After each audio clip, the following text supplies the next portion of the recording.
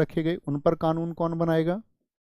तो आप कहेंगे स्टेट लिस्ट में जो भी होंगे उन पर कानून बनाएगा आपका राज्य अर्थात स्टेट।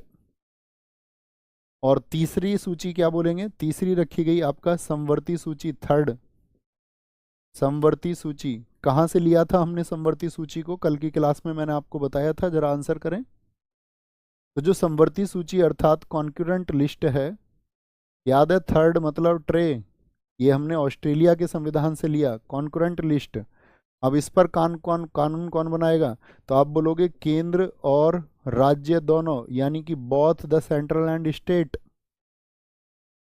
लेकिन एक क्वेश्चन मैं आप लोगों से करूंगा कि कोई एक ऐसा विषय है जो समवर्ती सूची में है, जैसे कि हम मान लेते हैं शिक्षा, एजुकेशन, शिक्षा जो है वो समवर्ती सूची में है। अगर शिक्षा पर कानून, क्योंकि दोनों का अधिकार है, मान के चलिए केंद्र ने भी कानून बना दिया और राज्य ने भी कानून बना दिया, तो किसका कानून मान्य होगा? भाई दोनों ही कानून बना सकते हैं, और शिक्षा पर एक कानून केंद्र ने भी बना दिया और उसी प्रावधान पर एक कानून आपका राज्य ने भी बनाया, तो किसका कानून मान्य होगा? तो सेंटर का। बहुत बढ़िया, यानी केंद्र का कानून जो है वो मान्य रखता है। संघ सूची में साथी कितने विषय रखे गए हैं? तो यहाँ पर आपका 100 विषय हैं। कितना? 100 विषय। लेकिन जब ओरिजिनल लिखा गया था तो मूल विषय थे आपका, मूल थे 97। ये हम बात कर रहे हैं वर्तमान की, एट प्रेजेंट। ये ओरिजिनल कॉन्स्टिट्यूशन की बात हम कर रहे हैं। राज्य सूची में कितने विषय हैं अभी? तो राज्य सूची में जो विषय हैं वो हैं 61 सब्जेक्ट, 61 सब्जेक्ट हैं इसमें। लेकिन पहले कितने होते थे? 66 होते थे। कितने होते थे? 66। तो क्योंकि यहाँ पर 5 कम कर दिए गए और वो 5 कहाँ पर बढ़ा दिए गए? समवर्ती सूची में। तो समवर्ती सूची में जो पहले 47 हुआ करते थे, क्या बोलेंगे, जो यहाँ पर 5 विषय और बढ़ा दिए गए, तो यहाँ पर कितने हो गए आपका? पहले 47 थे और अभी 52। ये हम जब पढ़ेंगे इसको, राज्यों की शक्तियों को, तो हम बहुत विस्तार से जानेंगे कि वो 100 विषय कौन से हैं। ठीक है, क्योंकि अभी उसकी बात यहाँ पर हम नहीं करेंगे, अभी हम जान रहे हैं कि अनुसूचियों में क्या है। तो ये बात समझ में आई। 7वीं अनुसूची। 8वीं अनुसूची बहुत महत्वपूर्ण है और इंपॉर्टेंट, मार्क करेंगे। 8th शेड्यूल, 8वीं अनुसूची में क्या बताया गया है? 8वीं अनुसूची, एक छात्र को बहुत एकाग्र होना चाहिए, जिस भी चीज को वो पढ़े तो बहुत शिद्दत के साथ में पढ़े। 8th 8th शेड्यूल में क्या बताया गया है?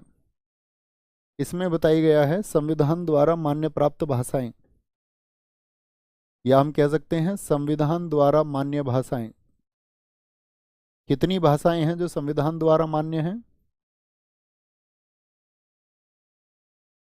मान्य भाषाएं, मतलब संविधान मान्य का मतलब ही क्या हुआ कि भाई संविधान उनको क्या देता है? मान्यता देता है। यानी कि लैंग्वेज रिकॉग्नाइज्ड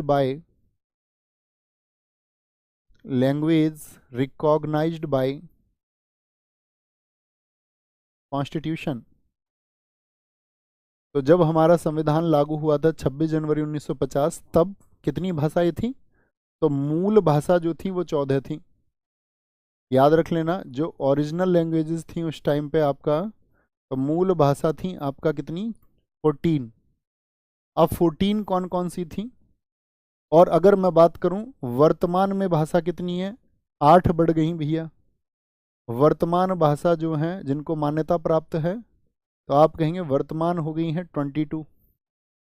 यानी अब 22 लैंग्वेज को हमारा कॉन्स्टिट्यूशन रिकॉग्नाइज्ड करता है। अब देखो ये 14 कौन कौन सी थी, तो इनको याद करने का आसान सा तरीका आपको आज ही बोलनी है सारी।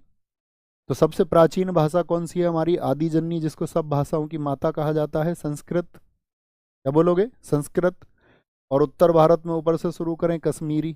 कश्मीरी भी मत याद करो यहाँ पर, और आसान तरीके से याद कराते हैं। संस्कृति रखेंगे याद। हिंदी और उर्दू याद रख लेना, हिंदी और उर्दू आपका किससे जन्मी? हिंदी, संस्कृत से।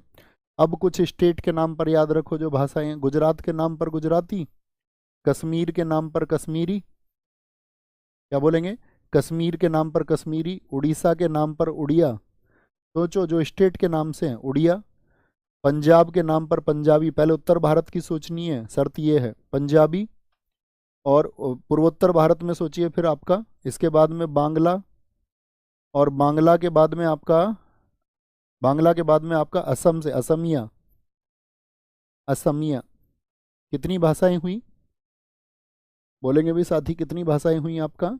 तो हम कहेंगे ये हुई हमारी भैया 5 और 4 9, यानी 5 भाषाओं की और आवश्यकता है। तो 5 भाषाओं में फिर दक्षिण भारत की तरफ हमको चलना पड़ता है, और दक्षिण भारत की तरफ जैसे ही हम चलते हैं तो महाराष्ट्र से पहली आती है आपका कौन सी, लिखें थोड़ा अलग लिख लें कोई दिक्कत नहीं है, मराठी। मराठी से भी नीचे की तरफ आप चलेंगे तो कौन कौन सी भाषाएं आती है, तमिल, तमिलनाडु से, और फिर तेलुगु जो कि आंध्र प्रदेश की है, तेलुगु, और कर्नाटक की जो साथी आपका कन्नड़ है, और केरल की मलयालम। कितनी भाषाएं हो गई टोटल बोले? जिन साथियों को नहीं पता है तो जान लें, मलयालम कहाँ पर बोली जाती है आपका, केरल में, कन्नड़ कर्नाटक में, तेलुगु आंध्र प्रदेश तेलंगाना में, और तमिल ये तमिलनाडु में। ठीक है, कितनी भाषाएं हो गई टोटल, 18 हो गई जी भैया, 18 भाषाएं। याद रख लेना ये 4 जो भाषाएं हैं मुख्य रूप से इन्हीं को हम बोलते हैं द्राविड़ भाषा। द्राविड़ का मतलब साउथ इंडिया की भाषा। द्राविड़ लैंग्वेज किनको कहा जाता है, पूछा कई बार एग्जाम में क्वेश्चन पूछा था, निम्नलिखित में से कौन सी है जो द्रविड़ भाषा के अंतर्गत नहीं आती है? द्रविड़ का मतलब है जो दक्षिण में बोला जाए, जैसे कर्नाटक में एक तुलु लैंग्वेज बोली जाती है, तो तुलु लैंग्वेज कहाँ की हुई, वो द्रविड़ की हुई है। तो 80 से 90 भाषाएं, लेकिन जो रिकॉग्नाइज्ड हैं वो आपको पता होनी चाहिए। ये कैसी हैं, ये द्रविड़ भाषाएं हैं भैया, याद रखेंगे। अब बात आती है, तो ये तो हुई हमारी 14। अब इन 14 में कौन सी जोड़ी गई, एक बार आंखें बंद करिए अपनी और जरा बोलने का प्रयास करिए। सोचिए, आदि जन्नी कौन सी, संस्कृत, संस्कृत से जन्मी हिंदी, हिंदी के समान पे आपका संस्कृत, आपका संस्कृत हिंदी हो गया, और हिंदी के जैसे ही बोलेंगे भैया, हिंदी समझ लीजिए ऐसे हिंदुओं की भाषा हो गई, उर्दू ऐसे समझ लिए मुस्लिमों की भाषा होगी। तो हिंदी और उर्दू हो गए, और इसके बाद में ऊपर स्टेट से शुरू करिए, कश्मीर हो गया, पंजाबी हो गई आपका, कश्मीरी हो गई कश्मीर से, पंजाब से पंजाबी हो गई, उड़िया हो गई आपका, मैंने आपको बताया, असमिया हो गई आपकी, क्या हो गई, असमिया हो गई। ठीक है, बंगाल से बांग्ला हो गई, महाराष्ट्र की मराठी हो गई, और आपका 4 कौन सी हो गई, 4 हो गई जो द्रविडियन है, तमिल तेलुगु, तमिल तेलुगु आपका, कन्नड़ और मलयालम। ऐसे कैटेगरी बना के याद रखोगे तो हमेशा याद रहेंगी। यहाँ पर मुझे बताइए क्या इनमें राजस्थानी है या अंग्रेजी है? तो हमेशा जब कभी क्वेश्चन पूछा जाता है ना दोस्त, तो ऐसे ही पूछा जाता है निम्नलिखित में से कौन सी मान्यता प्राप्त भाषाओं में नहीं है, अक्सर आपको राजस्थानी और अंग्रेजी का नाम लिखा मिलेगा।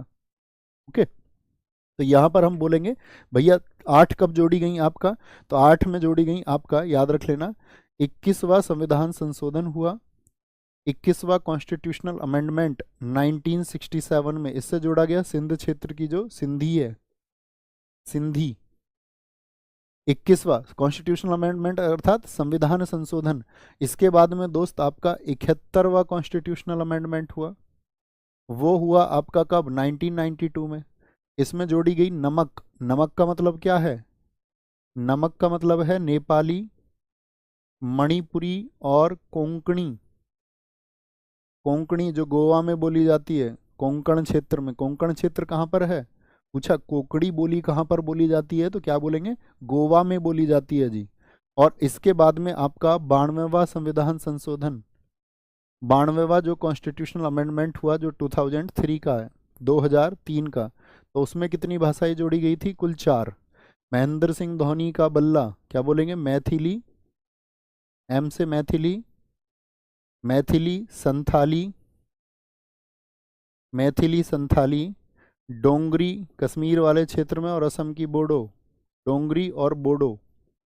कितनी भाषाएं होगी साथी आपका, तो एक तो यहाँ पर 3, इसके लिए लिख लीजिए नमक, ने, मैं, के, और इसके लिखिए महेंद्र सिंह धोनी का बल्ला, मैथिली संथाली डोंगरी और बोडो। ओके, मैथिली संथाली डोंगरी और बोडो। तो पहले सिंधी, फिर नेपाली मणिपुरी कोंकणी, और फिर मैथिली संथाली डोंगरी और बोडो जोड़ी गई। कोई दिक्कत, कोई परेशानी, यहाँ तक की बात में बताएं, सारे दोस्त बताएंगे यहाँ तक कोई परेशानी। तो 8वीं के बाद में फिर जोड़ी गई आपका 9वीं अनुसूची। अच्छा यहाँ पर देखो एक चीज और आती है मुझे ध्यान, जब कभी भी हम भाषाओं की बात करें तो ये भाषाएं किसकी हैं? संविधान द्वारा मान्यता प्राप्त हैं। लेकिन एक कभी भी कंफ्यूज मत होना, एक पूछी जाती हैं शास्त्रीय भाषाएं। मैं आपसे पूछूं हमारे देश में शास्त्रीय भाषाओं की संख्या कितनी है, तो कभी भी आंसर पता चले कि ध्यान से नहीं पढ़ा है और 22 लिख दिया। तो शास्त्रीय भाषाएं वो होती हैं, इनको भी कहीं किनारे पर लिख लीजिए, शास्त्रीय भाषाएं वो होती हैं जिनमें हमारे शास्त्र लिखे गए थे। तो शास्त्रीय भाषाएं कितनी है हमारे देश में भैया? 11 हैं। 6 नहीं कहना, अभी हाल ही में आप करंट अफेयर्स पढ़ते होंगे, 5 नई भाषाओं को शास्त्रीय भाषा माना गया। तो अब 6 नहीं, अब लिखेंगे 11।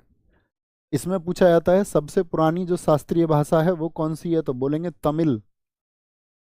तमिल भाषा शास्त्रीय भाषा है कब की? 2004 की। 2004 में संस्कृत रिकॉग्नाइज की गई थी आपका क्लासिकल क्या बोलेंगे इनको? Classical language. Classical language Sanskrit कब बनी थी दोस्त आपका? तो संस्कृत अगले वर्ष 2005 में। तेलुगु और कन्नड़ एक साथ बनी थी। तेलुगु और कन्नड़ ये दोनों थी आपका 2008 की। कब की? 2008, दोनों एक साथ बनी थी आपका। मलयालम जो केरल की है, मलयालम वो 2013 में। और आपका मलयालम हो गई, एक बची हाँ उड़िया। उड़िया आपका, उड़िया बनी थी 2014। अब से पहले क्वेश्चन पूछता था एसएससी, सबसे नई शास्त्रीय भाषा, तो उड़िया उत्तर होता था। और सबसे पुरानी ओल्डेस्ट क्लासिकल लैंग्वेज कौन सी है? क्लासिकल, कॉन्स्टिट्यूशनल नहीं, क्लासिकल शास्त्रीय भाषा जिसमें शास्त्र लिखे गए हों। जैसे तमिलनाडु के शास्त्र लिखे गए ना बहुत सारे, आप हिस्ट्री में पढ़ते होंगे तमिल संगम। तो तमिल संगम के दौरान बहुत सारे आपका ग्रंथ लिखे गए। तिरुकुरल जैसा ग्रंथ लिखा गया, तमिल व्याकरण जैसा, शिल्पाधिकारम जैसी पुस्तकें लिखी गई, मणिमेखले जैसी पुस्तक लिखी गई, तो वो तमिल की चर्चित पुस्तकें हैं। ऐसे ही 2024 में रिकॉग्नाइज किसको किया गया है? मराठी। एक तो मराठी भाषा को, एक बौद्ध धर्म की जो भाषा थी पाली, जैनों की जो भाषा थी प्राकृत, जैनों की जो भाषा थी प्राकृत आपका, और असमिया, असमिया लैंग्वेज को भी अब शास्त्रीय माना गया है, और बंगाली। ये सब रिकॉग्नाइज हुई आपका कब? 2024 में। तो इसको कहीं किनारे पे हमेशा याद रखेंगे ना, नोट कर लिया भैया? एक बार बताएं। तो 8वीं अनुसूची में तो 22 भाषाएं हैं। 22 भाषाएं कौन सी हैं? वो आपका मान्यता प्राप्त भाषाएं हैं। लेकिन शास्त्रीय भाषाएं भारत सरकार द्वारा कितनी हैं? वो 11 हैं। जिसमें सबसे पुरानी कौन सी है, तो पूछा जाता है तमिल है। और किस वर्ष में तमिल को शास्त्रीय भाषा चुना गया था, ये भी महत्वपूर्ण प्रश्न है। ठीक है, अब आएंगे 9वीं अनुसूची पर। तो पूछा जाएगा 9वीं अनुसूची में क्या है, आप बताएंगे। मैंने आपको बताया किससे जुड़ी थी, पहले तो ये बताएं भैया। पहले संविधान संशोधन से, पहला ही जो कॉन्स्टिट्यूशनल अमेंडमेंट हुआ वो उसके लिए किया गया था। तो क्वेश्चन बनेगा आपका 9वीं अनुसूची। 9वीं अनुसूची अर्थात आपका जो 9th शेड्यूल है, 9th शेड्यूल में क्या बताया गया है। तो यहाँ पर जो बात की गई है ना दोस्त, याद रख लेना ये किसके द्वारा जोड़ी गई थी, तो इसका आर्टिकल पूछा जाता है। तो उस समय एक आर्टिकल जोड़ा गया था, आर्टिकल 31B द्वारा जोड़ी गई, द्वारा इसको जोड़ा गया था, एडिड बाय आर्टिकल 31B। और कब जुड़ी थी? फर्स्ट कॉन्स्टिट्यूशनल अमेंडमेंट, पहला संविधान संशोधन 1951 के द्वारा, 1951 के द्वारा इसको जोड़ा गया। अब यहाँ पर क्या बात की गई? दो चीज़ों के लिए कि भाई एक तो क्या हुआ था, भूमि सुधार, जितने भी भूमि सुधार यानी लैंड रिफॉर्म्स के लिए, लैंड रिफॉर्म्स के लिए, क्योंकि सरकारें यहाँ पर गड़बड़ कर रही थी बहुत सारी। और आपका दूसरा क्या किया गया यहाँ पे, जमींदारों का जो उन्मूलन था, जमींदार जो लोगों को परेशान कर रहे थे, जमींदारी उन्मूलन के लिए, यानी abolition of zamindari, abolition of zamindari, zamindari. ठीक है। और तीसरी चीज यहाँ पर क्या हुई, तीसरी महत्वपूर्ण बात सुनना। अब दरअसल में क्या होता था कि बहुत सारे मामलों को सरकार क्या करती थी कि भाई किसान जो है आपका विरोध ना करे जमीन जैसे मामलों पर। आप लोग जानते होंगे संपत्ति का अधिकार एक मौलिक अधिकार हुआ करता था, लेकिन उसको कब खत्म किया गया? आप कहेंगे भैया 44वें संविधान संशोधन 1978 के द्वारा खत्म किया गया।